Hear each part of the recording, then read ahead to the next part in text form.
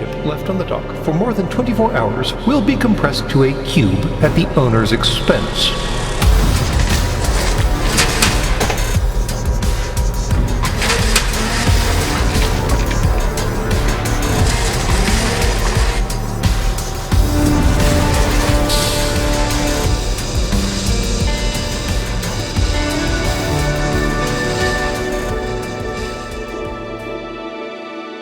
Welcome to Sacred Cow Shipyards.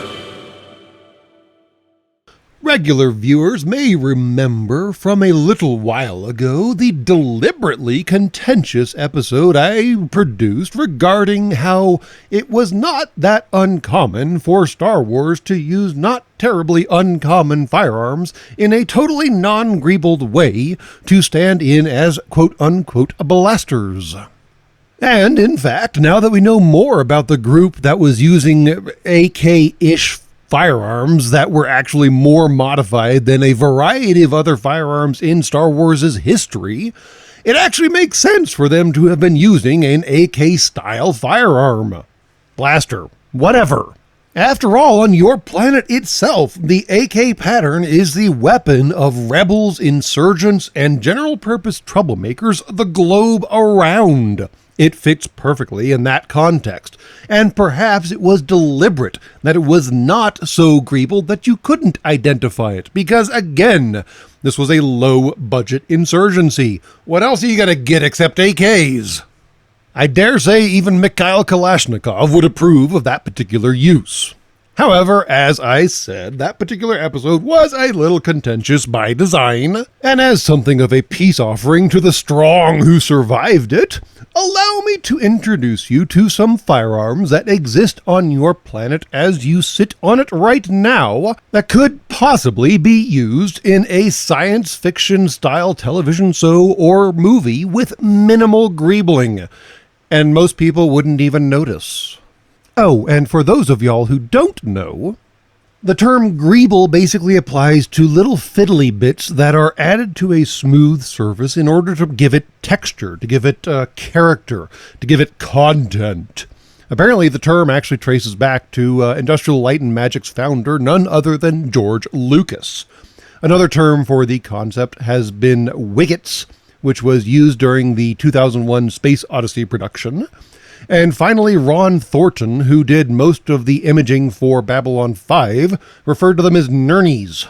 I think specifically nernies are CGI, whereas greebles can be both physical or CGI. But either way, it all seems to root back to the overall artistic notion of horror vacui, otherwise known as kenophobia. Basically, filling in the empty space because empty spaces look weird to humans.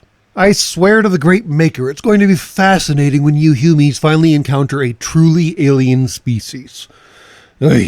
Anyways, to be even more specific off the whole concept of greebles, I am only going to confine myself to weapons, firearms, and blah blah blah, so on and so forth, that have not been used significantly in television or movie series previously. And as always, just to be clear for the YouTube censors out there, I would like to specify that absolutely nothing I am talking about in this episode is for sale. As I have stated previously, I am heartily amused by your chemically propelled projectile weapons, but they are massively inferior to the things I can produce quite easily here at the shipyards, so why would I bother selling them?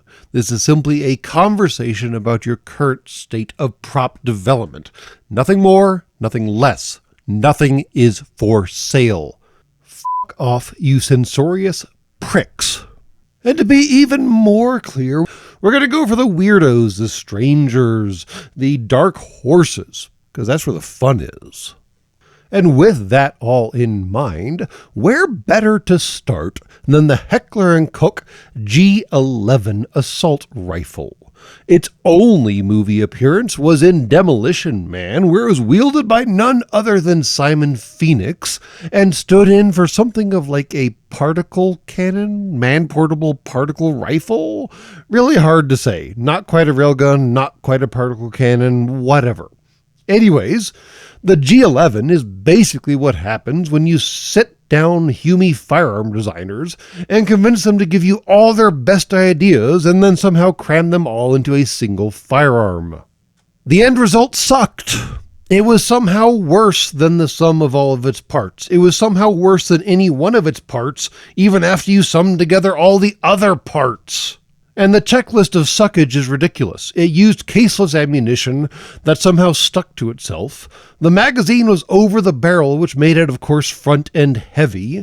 The magazine held the cartridges pointing down, and then the firearm had to rotate the cartridges to point forward so they could be fired properly, and that mechanism got all gummed up. And no one was really ever happy with the built-in non-removable optic. The whole thing was heavy, cumbersome, non-standard, and just plain bizarre.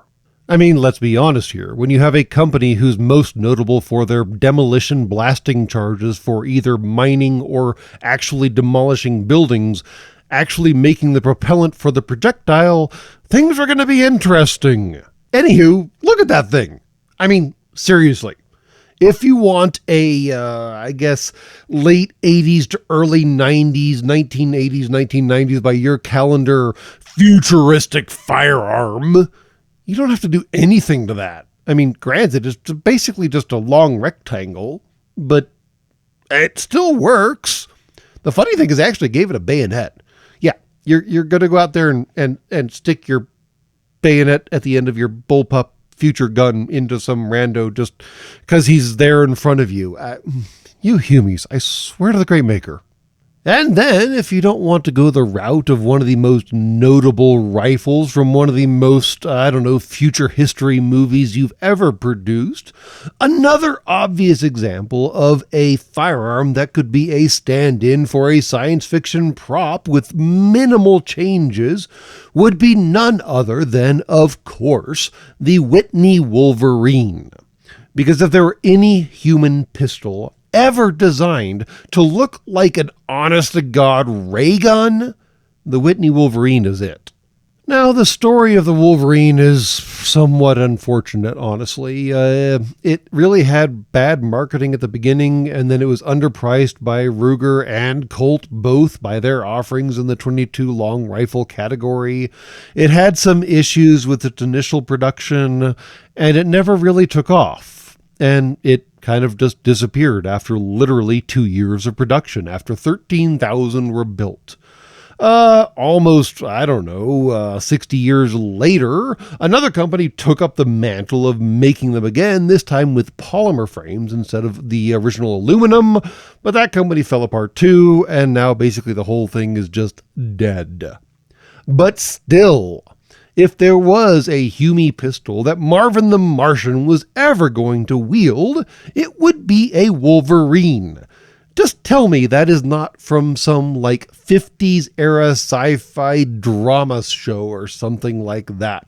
And yeah, you might have to greeble it a little just to make it fit in with modern sensibilities of what laser and blaster pistols should look like, but just imagine some very well-dressed, some very posh gentleman or gentlewoman who thought violence was beneath them, but still saw a need to carry a sidearm on their daily business.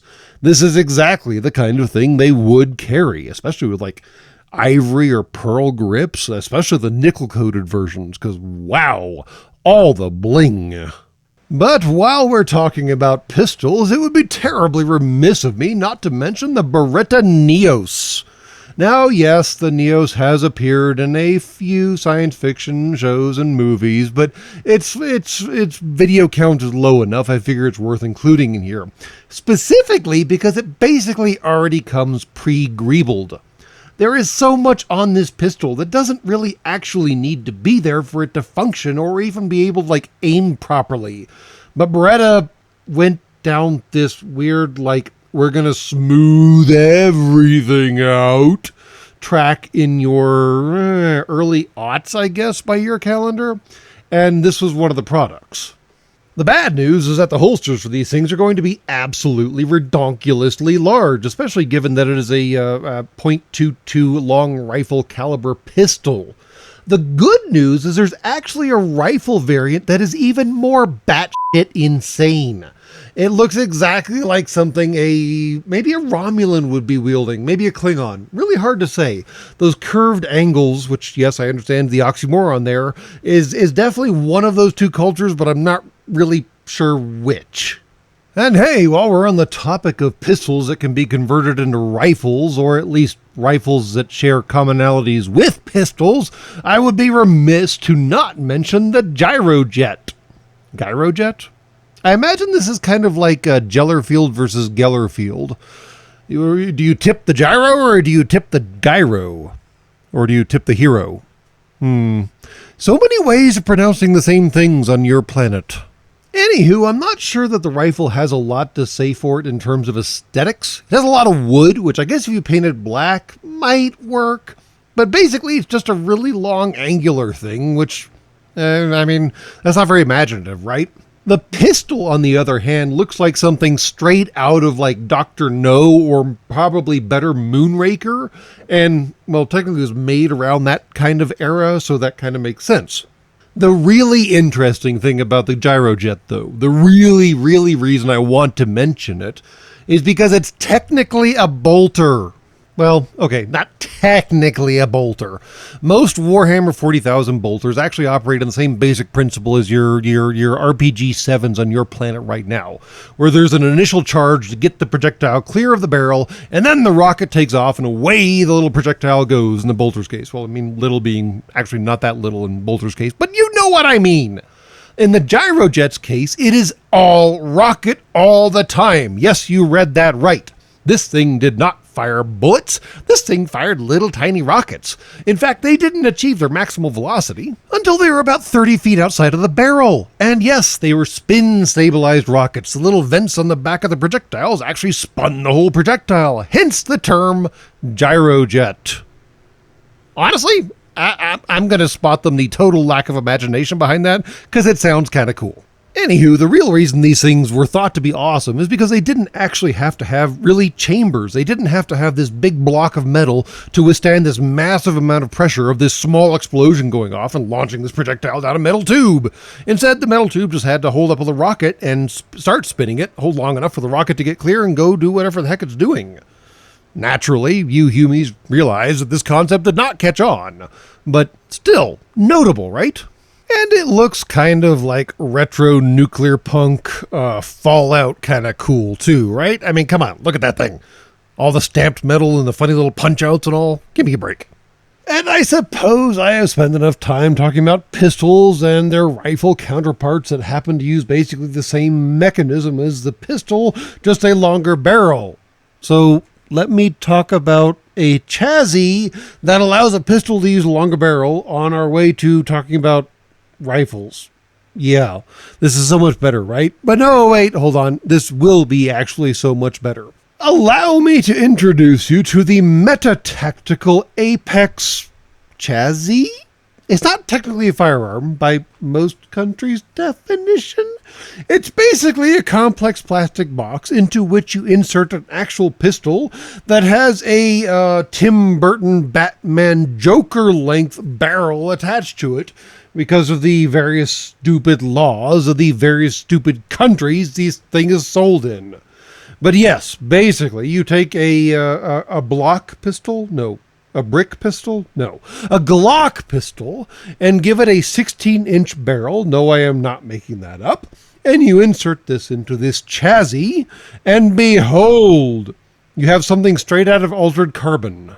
In fact, since it's based off a Glock pistol, you might even refer to it as an altered carbine. Ha, ha, ha. I'll be here all week. Anywho, since we're talking about science fiction and fantastical applications of these particular firearms, just imagine a story where a guy is just blazing away with his rifle and it fails, and he opens up the back end of it and pulls out a pistol and just keeps going to town. Now, yes, technically, the Meta-Tactical chassis cannot work with the pistol without the extended barrel assembly inserted into it, but does anyone actually need to know that for the cinematic purposes? It could be hilarious. in that, like, very 80s way. And let's be honest here, whoever designed this chassis clearly grew up on, like, Terminator and Aliens and all those kinds of movies, which is not necessarily a bad thing. And now that we are on the topic of rifles, allow me to, well, perhaps paint you a picture. Imagine that you are equipping your science fiction pilots with, survival equipment in case something goes wrong in the course of the story and they have to crash on some unknown planet. This is actually not uncommon for basically any Air Force on your small globe of dirt. Even your Space Forces actually equipped their astronauts with, firearms. Not even making that up. But imagine in the far distant future of whatever science fiction story you're telling, your astronaut, your pilot, your whatever crashes down. And they have to make their way doing something, I don't know. You write the story. I don't write the story. I just complain about the details. My larger point is that most of the survival equipment on your planet previously revolved around a pistol, which is not optimal given your limited technology and bang-bang-boomsticks. The shorter barrel makes them not as powerful and blah, blah, blah, so on and so forth. So allow me to introduce you to the concept of not only bullpups, although I guess technically we did already talk about the bullpups by way of the G11, but this one's magazine is not technically over the barrel, so it's a little different. Anyways, in addition to bullpups, allow me to introduce you to the Kel-Tec RDB survival rifle. Yes, that is in fact a rifle by the definition of your United States province on your planet. It does in fact have a 16-inch barrel inside of it, despite having an overall length of only around 24 inches total. Now, yes, I understand that is technically extended to 26 inches because the stock is extendable and your province of United States has particular rules about meeting like 26-inch minimum limits when everything that can be extended is extended. But the fact of the matter is, when the firearm is collapsed and still fireable, it is about 24 inches long with a 16-inch barrel. And given that the magazines that feed it are only about 3 inches long, that's not a whole lot of space left in the back end for, like operational equipment and compression space and all the rest of those particular details that go into your bang-bang-boomsticks. Which is, kind of the point, though. I mean, if you are using chemically propelled projectiles, you want the longest barrel possible you can and the smallest possible package you can. And discounting telescoping barrels, which is just a mechanical nightmare, bullpups are a way of doing that and still fitting it into the cockpit of your starfighter or your transport or whatever kind of interstellar vehicle you're using. And then given that Kel-Tec's motif is basically industry punk, it'll slot pretty much cleanly into any kind of science fiction story you care to describe visually. Credit to the designers, I suppose. And it occurs to me in all this jabbering that I actually forgot to talk about what a quote-unquote bullpup is. Basically, there are handles on rifles that are typically associated with the triggers for the rifle. And then there are magazines that feed cartridges into the rifle so you can shoot bullets down range. Normally, the magazine is in front of the primary handle where the trigger is. On bullpups, the magazine is behind the primary handle where the trigger is. That's it. That's the difference. The big detail, as I mentioned immediately previously, is that it allows for you to have a longer barrel and a tighter package. Giggity giggity. But while we're on the topic of bullpups, it would be terribly remiss of me to not talk about the Walther WA-2000. Yes, that rifle. It was so terribly successful that 176 of it were made. Yes, 176. Not 176,000, just 176. They were bullpup rifles in that the magazine was again behind the primary grip. They were magazine-fed semi-automatic sniper rifles, in fact. Bizarrely, they only had a 6-round magazine, but basically the upshot was that they were ridiculously expensive. And there were simply better options out there than it. They have actually shown up in a butt ton of video games, but not that many actual, video things aside from video games. You know what I mean? TV shows, movies, blah, blah, blah, so on and so forth. Notably, the absolutely amazing movie called Equilibrium actually used them as kind of a shotgun, which they are definitely not. But the truth is, you could make that look like anything you wanted to with minimal effort, which is the whole point of this episode. Just, don't go greebling the original, because man, like I said, there ain't many of them. And speaking of there aren't many of them, let's go ahead and shift back to pistols real quick and talk about the LeMat Revolver. It was naturally developed by Jean-Alexandre LeMat of your French province back in the middle of your 1800s era, give or take a little. And it is basically just a cap and ball black powder revolver. Aside from the small detail that it has a shotgun barrel as the hub for the revolver section. Yes, you actually did hear that right.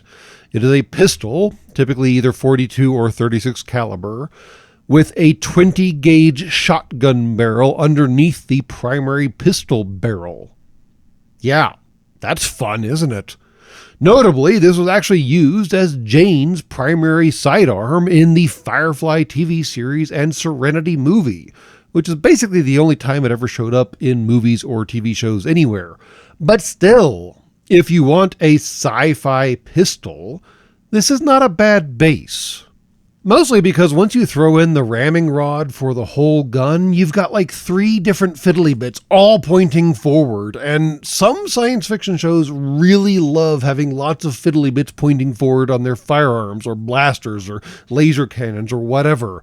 And this thing's already got that, so just tack on a few more fiddly bits and you could just have this nightmare gun. Also, notably, like I said, it was Jane's basically primary pistol, but I would argue that this is the premise, the foundation of Ronin's pistol in Stargate Atlantis.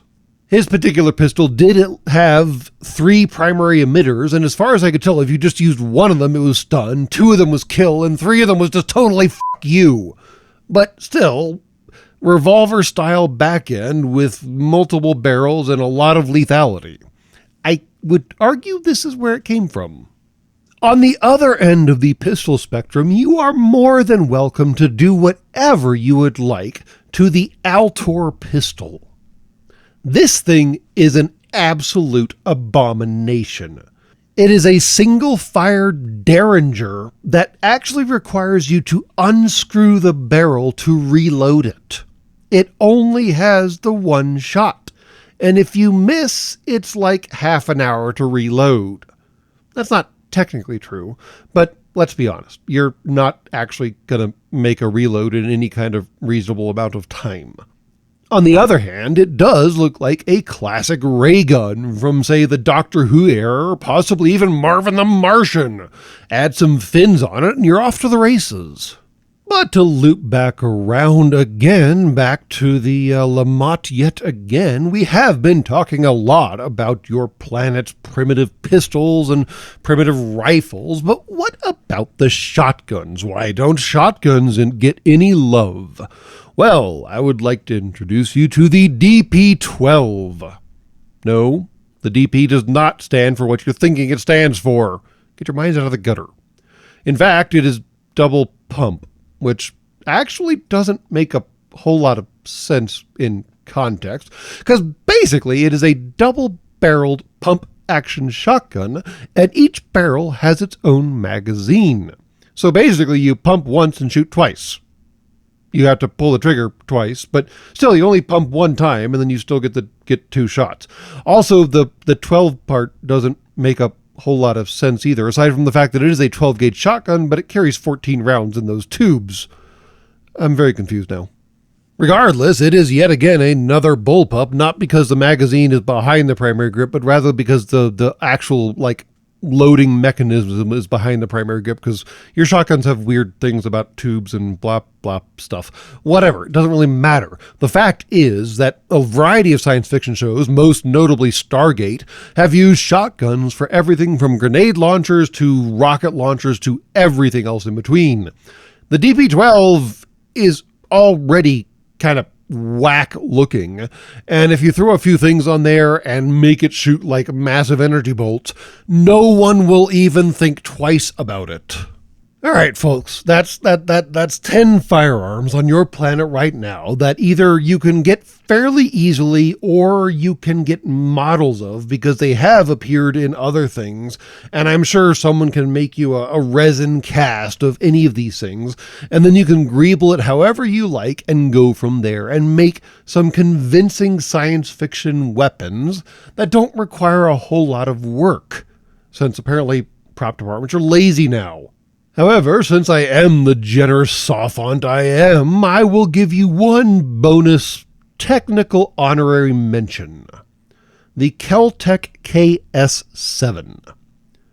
It's only an honorary mention, honorable mention, whatever the term is, because it was clearly built to look like an M41A from the Aliens movie.